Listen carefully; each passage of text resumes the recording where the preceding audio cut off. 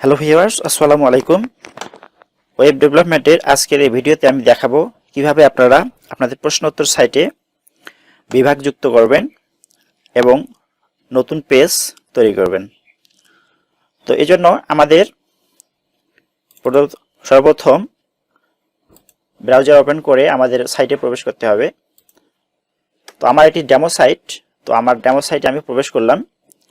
আচ্ছা, প্রবেশ করার পর এখন আমাকে লগ ইন করতে হবে। এই জন্য আমি লগ ইন করার জন্য অ্যাডমিন নেম এবং পাসওয়ার্ড ব্যবহার করব। অ্যাডমিন এবং পাসওয়ার্ড, অ্যাডমিন প্যানেলে ঢুকবো। আচ্ছা, অ্যাডমিন প্যানেলে ঢোকার পর আমি এখানে দেখুন অনেকগুলো পেজ আছে। তো এই পেজগুলো অপশন থেকে আমি এই অ্যাডমিন বা প্রশাসন এখানে আমি ক্লিক করব। হ্যাঁ, দেখুন আমি অ্যাডমিন প্যানেলে ঢুকে গেছি। তো অ্যাডমিন প্যানেলে ঢোকার পর আমি যখন ক্যাটাগরি যুক্ত করব বা বিভাগ যুক্ত করব, এই জন্য আমাকে এখানে দেখুন এই যে ক্যাটাগরি, ক্যাটাগরিজ, এই ক্যাটাগরিজ বাটনে আমি ক্লিক করব। হ্যাঁ, দেখুন আমার সাইটটি যেহেতু ডেমো সাইট এবং নতুন, এখানে কোনো ক্যাটাগরি বা বিভাগ যুক্ত করা নেই, এই জন্য কোনো কিছুই দেখাচ্ছে না। তো আমাকে এই জন্য নতুন করে যুক্ত করতে গেলে অ্যাড ক্যাটাগরি এখানে ক্লিক করতে হবে। আমি ক্লিক দিলাম। এখন এখানে বলছি কি যে নেম অফ ফার্স্ট ক্যাটাগরি, অর্থাৎ ক্যাটাগরির নাম এখানে লিখতে হবে। তো আমি ক্যাটাগরির নাম ডেমোই লিখলাম, ডেমো। আচ্ছা, এর নিচের বক্সে অপশনাল কিছু দিলে দেওয়া যাবে, ক্যাটাগরি ডেসক্রিপশন, তো আমি কিছু দিলাম না। হ্যাঁ, এরপর নিচে দেখুন অ্যাড ক্যাটাগরি লেখা আছে, এই অ্যাড ক্যাটাগরি লেখাতে আমি এখন ক্লিক করব। তো আমি ক্লিক করলাম। তো দেখুন এখানে লাল কালিতে কিছু একটা দেখাচ্ছে, এর মানে হচ্ছে যে আমার প্রায় 42টা প্রশ্ন আছে, সেই প্রশ্নগুলো আমি কোনো ক্যাটাগরিতে যুক্ত করিনি। তা আমি এই কি প্রশ্নগুলো ক্যাটাগরিতে যুক্ত করব? যদি যুক্ত করতে চাই তাহলে সেট ক্যাটাগরি ক্লিক দিলে অটো এই আমার ডেমো ক্যাটাগরিতে প্রশ্নগুলো সেট হয়ে যাবে। আর যদি আমি যুক্ত করতে না চাই, তাহলে সেক্ষেত্রে সরাসরি আমি কি করব, সেভ চেঞ্জ ক্লিক করব। তা আমি এখন সেভ চেঞ্জ ক্লিক করলাম। হ্যাঁ, দেখুন অপশন সেভ হয়ে গেছে, অর্থাৎ আমার ক্যাটাগরি তৈরি হয়ে গেছে ডেমো নামে। দেখুন, আমার ক্যাটাগরির নাম হচ্ছে ডেমো এবং কোশ্চেন 0 কোশ্চেন, মানে কোনো এই ক্যাটাগরিতে কোনো প্রশ্ন নাই।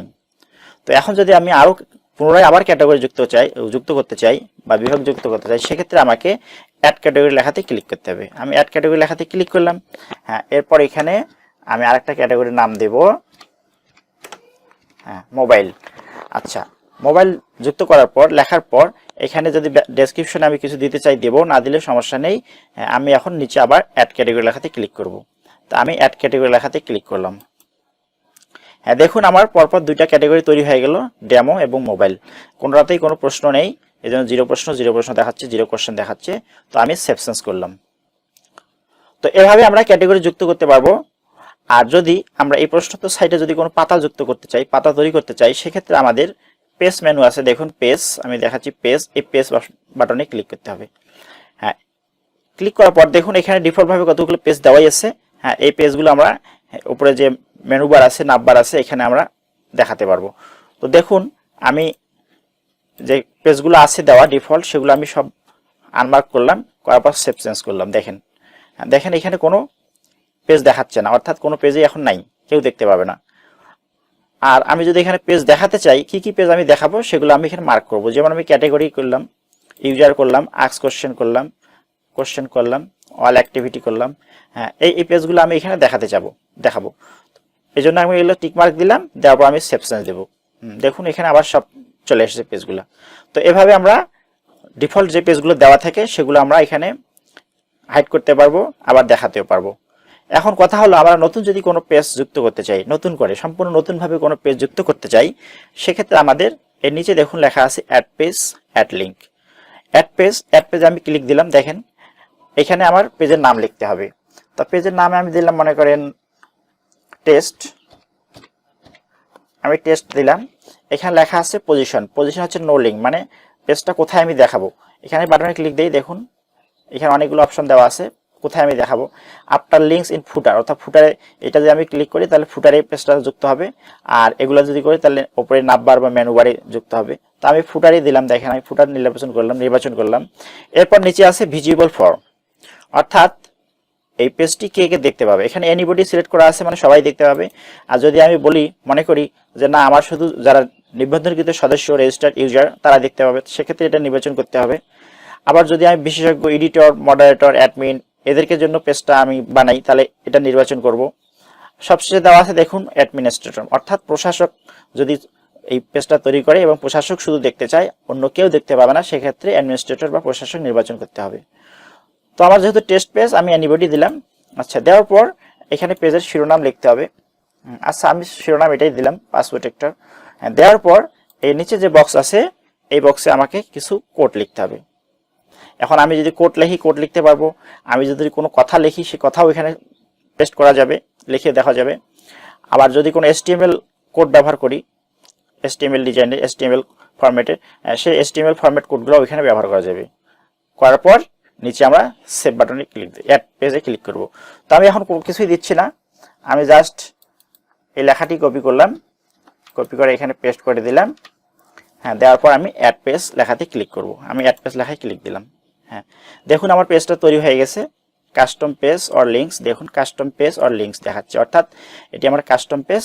এবং আমি যে ফুটার মেনুতে যুক্ত করছি, দেখুন ফুটারে যুক্ত হয়ে গেছে। সেন্ড ফিডব্যাক, এখানে টেস্ট, আমি টেস্ট ক্লিক করলাম। দেখুন পাতাটি আমার দেখাচ্ছে পাস প্রোটেক্টর। আমি কোনো কিছু লেখিনি, শুধু পাস প্রোটেক্টর লিখছিলাম, শুধু পাস প্রোটেক্টরই লেখাটাই দেখাচ্ছে। তো এভাবে আমরা একটি পাতা যুক্ত করতে পারবো। তো এরপর যদি আপনারা লিঙ্ক যুক্ত করতে চান, সেক্ষেত্রে অ্যাড লিঙ্কে ক্লিক করতে হবে। অ্যাড লিঙ্ক ক্লিক করার পর এখানে মনে করেন আমি নাম দিলাম মোবাইল। এরপর পজিশন, পজিশন কোথায় থাকবে? আচ্ছা, আমি নিচেই দিলাম, ফুটারই দিলাম, আর টেস্ট ট্যাব। আচ্ছা, ভিজিবল ফর, কে দেখবে? সবাই দেখতে পাক। এইখানে আমাকে লিঙ্ক ব্যবহার করতে হবে। এখানে আমি পেজের লিঙ্কটা দিয়ে দিব। তো এখানে মনে করেন আমি একটা ভিডিওর লিঙ্ক দিলাম, বা অন্য যে কোনো লিঙ্ক দেওয়া যাবে। আমি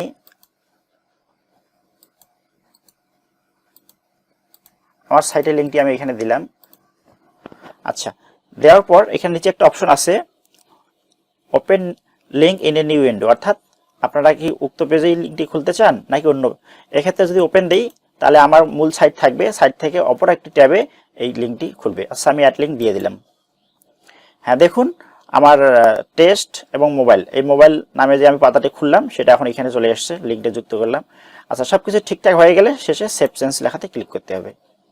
আমি ক্লিক করলাম, আমি এবার হোম পেজে চলে আসলাম। হ্যাঁ, এখন দেখুন, হ্যাঁ নিচে টেস্ট, আমি যে টেস্ট পাতাটা তৈরি করলাম, এবং নিচে দেখুন পাশে দেখুন মোবাইল, আমি মোবাইল পাতাটা যুক্ত করলাম। দেখুন এই মোবাইল আমি আমার এই সাইটের লিঙ্কটা দিয়েছিলাম, এই সাইটের লিঙ্কে চলে এসেছে।